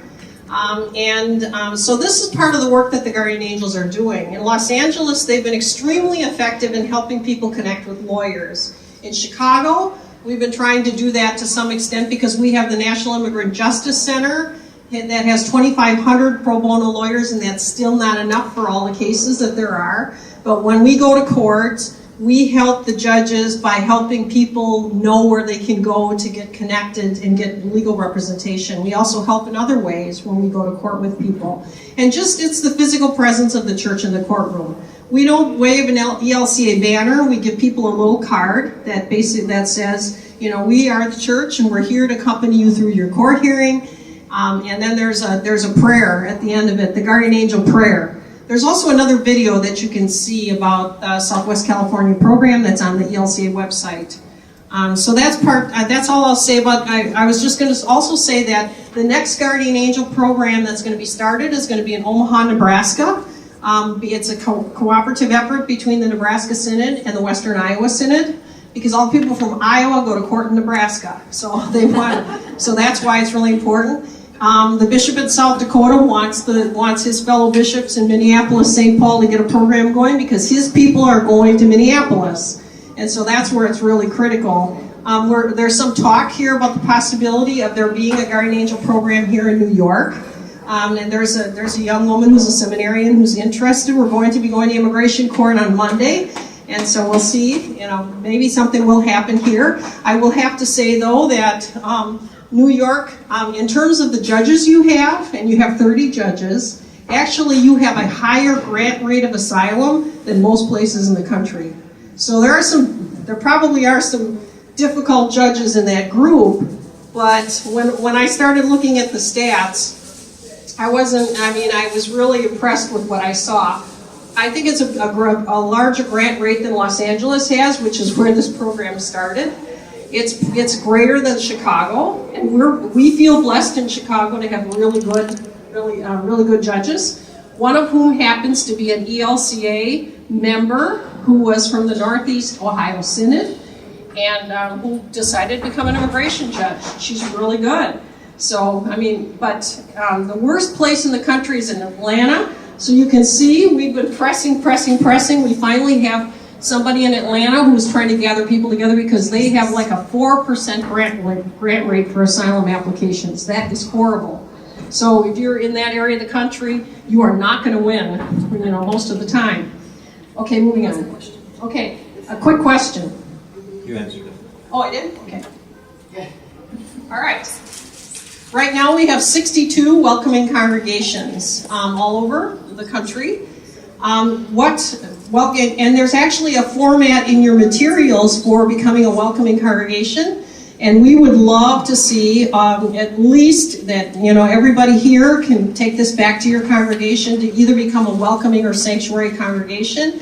It doesn't matter to us which way you go with that, because you're still connected with us. You know, we are connected with St. Peter's and they are a sanctuary congregation, but that also means they're welcoming. So a welcoming congregation makes 4 commitments. So it's not as, it doesn't involve a financial commitment, which sometimes sanctuary could involve, but the 4 commitments are the following. Number 1, just be the church and provide spiritual and pastoral accompaniment for migrants and people in your community. Number 2, physical accompaniment and helping people make the transition into your community by finding the services that are available that are needed. For example, school, medical services, whatever. It's not paying for them.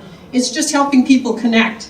And I think this is where, when we were hearing about the connections, this is where what somebody said earlier this morning is really important. Sometimes it's the skin privilege that helps people get that kind of connection. So it depends. Number 3, pray for people. And number 4, advocate. So those are the 4 commitments. I think there's a question. How does this go back to back with New Sanctuary? Because that's the work we're doing here. It really is very similar. You know, New Sanctuary and welcoming is very similar. Is that because we don't have weddings here that we have New Sanctuary? No, I would say that the sanctuary movement, and you're going to be hearing more about that this afternoon as people are presenting about it. But Elida has been actively involved in the movement in DC as well. But what I would say is that New Sanctuary involves people making the decision to walk with people in their communities, and it's a broad commitment that's very, very similar to what a welcoming congregation does too. You want to say any more? Sure. I think some of the difference is also that sanctuary is usually the interfaith movement. What welcoming congregations is an ELCA piece. But because it's walking alongside migrant communities in your community, I mean, it's the same general goal that if you're a sanctuary, you're welcome. I mean, we consider you part of AMMPARO already. You're already doing some of that work. Some of the congregations that may not be, may be scared by the terms or something like that, they may feel a bit more comfortable being welcoming congregations, and that's great. I mean, I think some of it, as long as people are doing the work, whatever name they take, and we're connecting to each other to make sure that we know each other's work, and where we're providing, where migrants can access, some help through ELCA congregations, it's part of the same movement, and we're welcome in the same spaces. Sorry. Yeah, and I also have found about welcoming or sanctuary, the options, that there's, for example, for our congregation here at St. Peter's, we're a very public church in East Midtown Manhattan, and we can declare ourselves sanctuary, and it is very unlikely that ICE agents will come knocking on our doors and that we won't put up a fight. That is a privilege we have of being in this space. But there are churches and ministry sites that are in much more vulnerable places where declaring sanctuary might be putting sort of a target on your safe space, and that maybe declaring yourself a welcoming congregation is less of a target, and it is a safer position for you in your ministry and where you exist. So I know some churches who, like our church here, where we can be more public about our advocacy and want to be. We say, we're sanctuary, we're a welcoming congregation, and we do that public advocacy work. There are some congregations and pastors that we, partner with who say, if I said that in my neighborhood, I would, who are in some of our other neighborhoods, that would make it more difficult for my parishioners, for people who are coming to my church for help,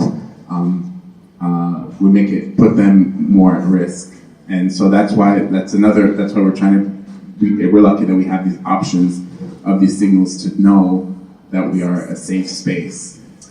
Yep, that's exactly it. In fact, there's a congregation that's actually sanctuary in Oregon, but is called welcoming for that very reason. The community said, do not call yourself sanctuary because this will be very dangerous. We will not connect that with that.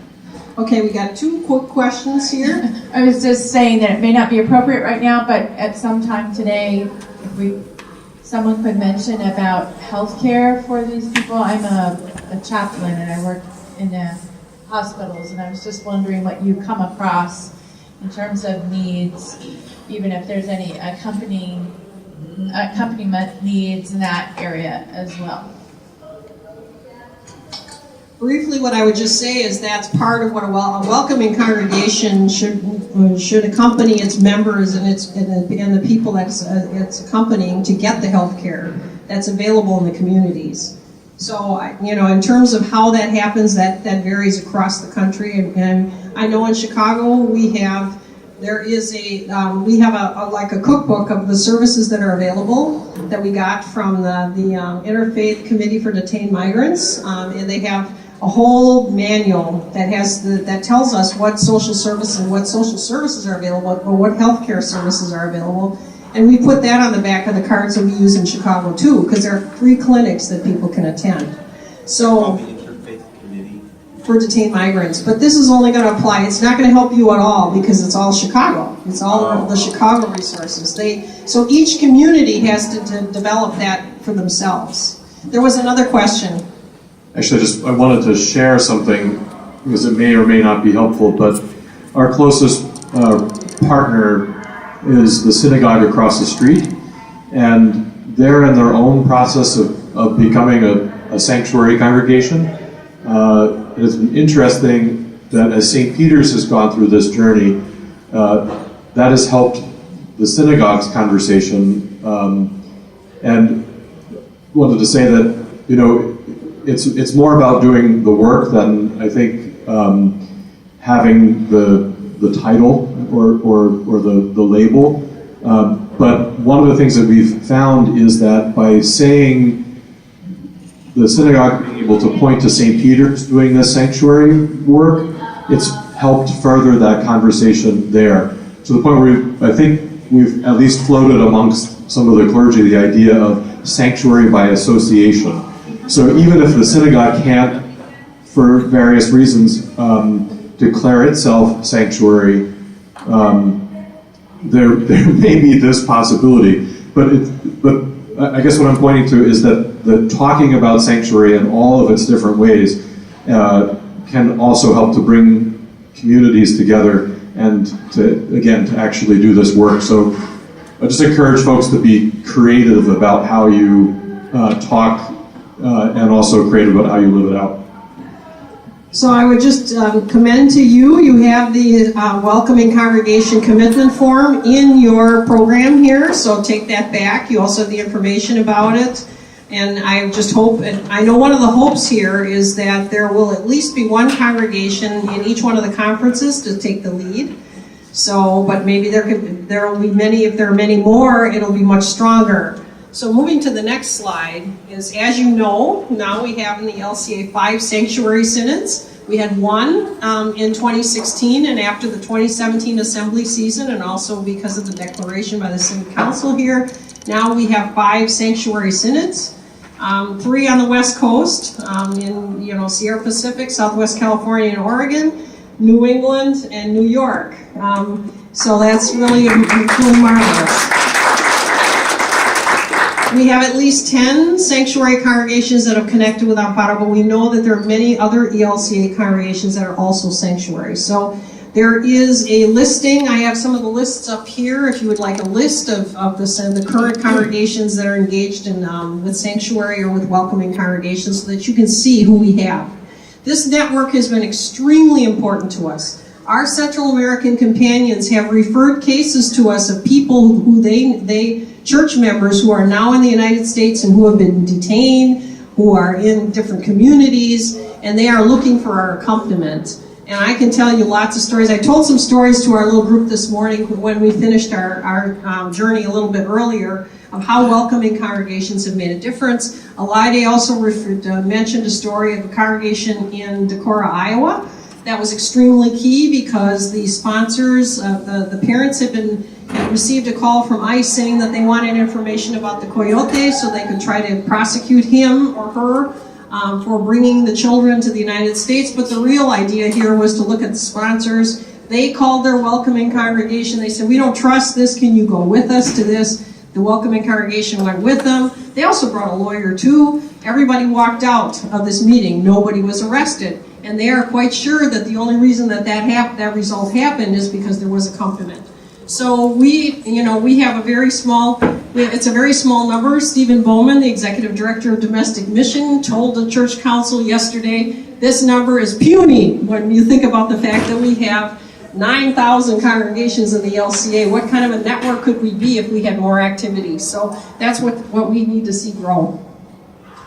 So this is a map that shows the numbers of cases that are pending in immigration court. And so you can see, New York's fairly darkly colored, and you can see that Illinois is as well, and Texas and California and Florida and Georgia.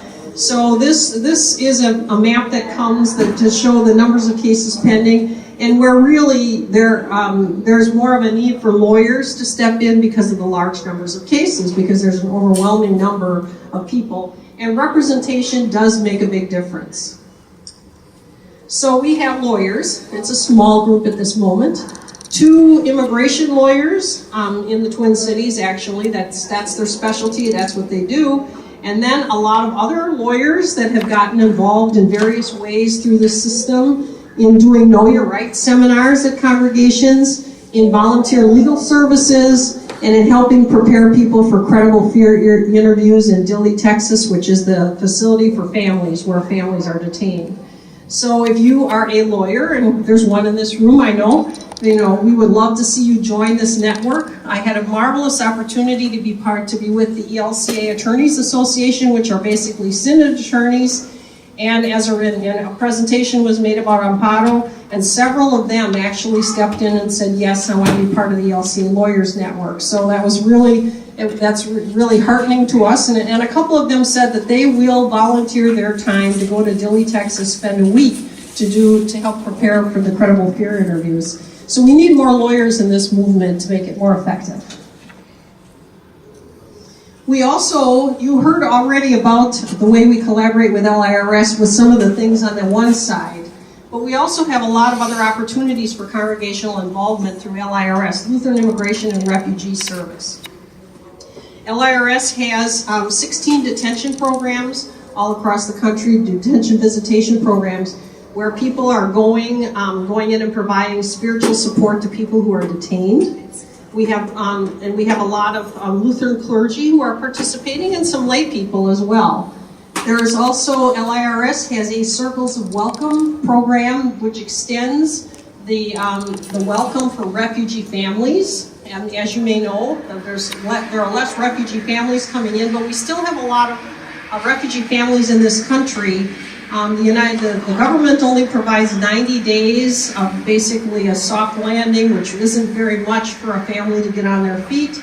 So a congregation can become a Circle of Welcome congregation and extend that. There's programs in Georgia and Minnesota, and they're starting them in different places in the country. Foster care for minors, that came up in my little group as we were talking. LIRS affiliates have 40 kids that cannot be united with family members. And so these kids are waiting for foster care, short and long-term foster care families. Don't have any in New York, otherwise I'd be looking at you and saying, do you have any families in your congregation that could step up for that? We have a lot of kids in Massachusetts, and a lot of kids in Michigan, and California, and Texas. That's where that's where the 40 are. I mean, there's a few more, but there aren't any in Illinois either. Refugee Sunday, Migrant Sunday, Refugee and Migrant Sunday is another option for people. And obviously we coordinate on advocacy. Okay, so I thought before we leave, I know that I bombarded you with all of the horrible things that are happening in Washington, D.C. and all of these kind of different threats that we're seeing. I actually brought, and I didn't want to leave here without the opportunity to do some advocacy ourselves. I know that many of you maybe think that, and I know that it's easy to be disenchanted by the process, but I think we heard that both as people of faith, but also as community members, we should lift up our voice to make sure that people are protected. So I brought a letter. We actually already did it. We sent this action alert a couple of weeks ago, asking members of Congress to pass legislation to protect dreamers, so the DACA children that have grown up here, but that they don't use unaccompanied children in order, like as an offer, in order to protect other children. So this is a letter asking for both protection for children that are arriving, trafficking protections that we heard about, while at the same time we would love to see long-term protection and a pathway to citizenship for dreamers as well, so that they can live in our community safely. So I'm passing this out.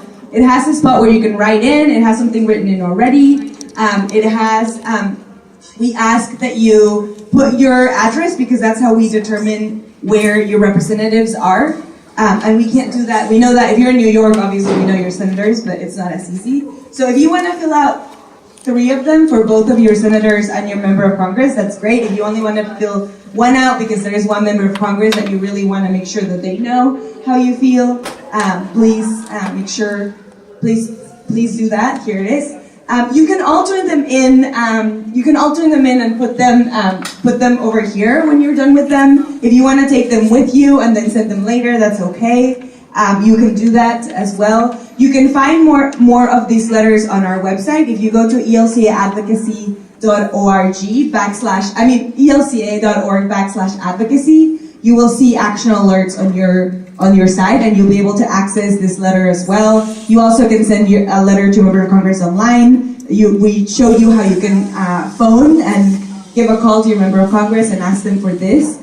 It's incredibly important, again, that we do advocacy. We see all of the different pieces in which our immigration system is being changed to be less welcoming and less protective of people. And we are really, truly at a moment in which all of our voices are incredibly needed. Even when it feels like we're screaming into a void, we aren't, I promise you. I'm there every single day, and knowing the work that happens in communities, knowing that the New York Synod is a sanctuary congregation, truly makes a difference to me in knowing how important our voice, right, my presence there, because then I'll go to your member of Congress and say, actually, do you know Pamela? I know Pamela, and blah, blah, blah, and this is what they're doing, and this is what this congregation is doing, and this is why we're doing this work.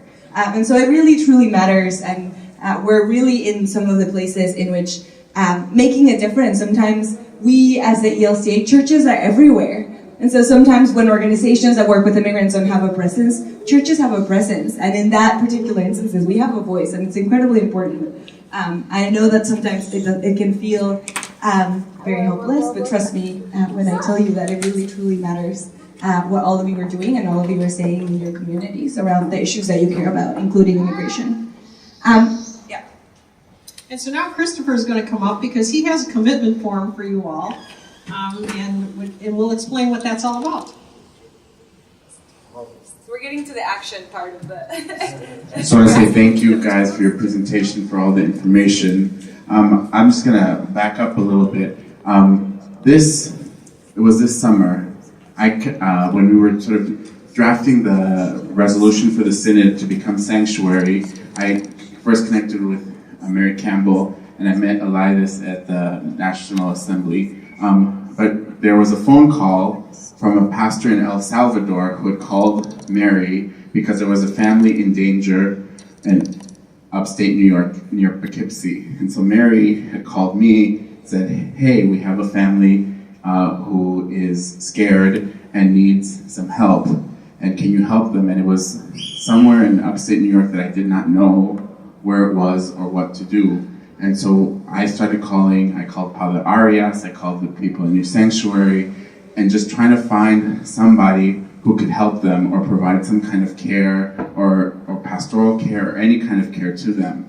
And eventually we were able to find, there was an Episcopalian church near them, and Father Fabian knew an organization that dealt with specifically immigrants from El Salvador, and we were able to get them some help. But what it made me realize is that we needed to develop, one of the first things we needed to do is develop a network of sanctuary churches, of welcoming and of resources, so that if Mary does get a call from a pastor in Central America about a family, Lutheran family, these are not a Lutheran family here in our country who is in fear or needing of community, that we can say, where is it? Okay, so the nearest one we have is here, and contact this pastor or this congregation, and they can find some kind of community or help, and there can be the connection to resources.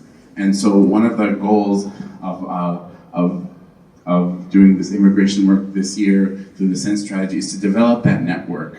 and I hope that you will consider your congregation stepping up to declare itself either a welcoming or a sanctuary congregation, and would want to be part of the Synod-wide network of churches doing this kind of work, so that we can, when we're in need, we can share resources and get the things to the people who are in need. But there are a number of things. If that is too much for you, or might not fit with your ministry or where your location is, there are other things that we can do. You can set up accompaniment trainings, which is, we do that through New Sanctuary, and we'll learn about that in a little bit, about going with people to Federal Plaza to their court hearings, and we know that that kind of silent advocacy is very powerful, and I won't say more about that because I know Robbie will talk about that in a minute. There's other things you can do is set up clinics here at St. Peter's with our Spanish congregation, Sion Iglesia Luterana. Almost every Sunday they have a lawyer or a number of lawyers who come and just sit literally in that back corner, and families know that they're here and they can come and ask questions and get advice to where they are, because we know, as they have said, that pro bono advice is very important and needed. And then there's just simple things like know your rights cards. If your church could have know your rights cards available for when people come and are scared or are nervous, that you can give to them so that they know what their rights as being people in this country are. So I handed out a form, and as the Synod, we would love to help you with any of these efforts that you feel called, that your congregation or your ministry site might be interested in. So I ask you to fill out the form and check off any boxes of what you think might be useful to where you are, and turn those back in, and we'll be in touch to try to help set that up. Like Mary said, one of our goals is to have at least one sanctuary or welcoming congregation in each of our conferences. So that's 18, and I think that's a totally doable job that we can do over the course of the next few months, so that we can have this network of welcome and sanctuary in our Synod. So that's my piece about that form. You can think about it, especially after we listen to our sanctuary presentation. I want to say something about our lunch, which is a little, it's just delayed a little bit, but it'll be here. But it's kind of special. Today, Father Fabian has been flighting in and out, but there has been a group that we work with, and I forget the name of the group, but they have worked with reuniting families. And so today, a number of families have been reunited with members that they haven't seen for a very long time. And they have come together, not here, somewhere else, to reconnect with their family members that they might not have seen because of immigration issues that we've talked about. And they're going to have a big lunch celebration here, which we will all get to take a part of. So we'll be eating lunch, get a great Mexican lunch in a few minutes, but then there'll be a bunch of families you'll see. They're sort of gathering upstairs, but a bunch of families that we'll be sharing lunch with, and so it's a joyful day for many of them. And then we will, some of them will participate in our Mass, in their celebration of some of their cultural heritage, and then they're going to have a big party for the rest of the day here, which you're all welcome to stay and participate and see. But the food, as we do, is a little late. So what we're going to do is I'm going to ask Robbie and Father Juan Carlos to start. We'll take like a little 5-minute break, and then let them start their sanctuary presentation and talk to us about their sanctuary coalition. And then when the food is here and ready, we'll take a break, we'll eat some great food, and then we'll continue with the presentation and then end our day with the Mass. So is that okay with everybody? Cool. Okay, so we can stretch our legs for a couple minutes while Juan Carlos and Robbie come up here, and then we can get started on learning more about the Sanctuary Coalition here in New York. But in it defines sanctuary where it says, "Be it resolved that sanctuary not only means the provision of shelter, but is a response to raids, detentions, deportations, and the criminalization of immigrants and refugees, a strategy to fight individual cases of deportation, to advocate for an end of mass detention and amplify immigrant voices, a vision of what our communities and world can be, and a moral imperative to take prophetic action of radical hospitality rooted in the ancient traditions of our faith communities." I think that is a more expansive definition of what sanctuary means today and so Father. Okay. An Argentinian, but I wish to do Mexican. This is very nice. Yeah, but I wish. We would stand, please, nos ponemos de pie.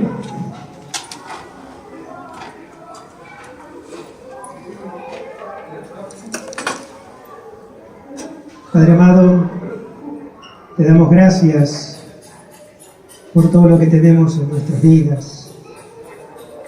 Te damos gracias por el don de tu fe, te damos gracias por el don del amor, te damos gracias por poder ser comunidad, que nos cuidamos y nos protegemos. Te pedimos no solamente que bendigas estos alimentos y la posibilidad de poder tenerlos, que también es un regalo y don tuyo, sino también para que en ningún hogar del mundo nunca falte ni la comida ni el trabajo. Y para que nos bendigas a todos nosotros que somos inmigrantes en esta tierra porque estamos de paso y aprendamos a cuidarnos y protegernos, a ampararnos y a ser santuario entre nosotros. Todo esto por Jesucristo nuestro Señor. Amén.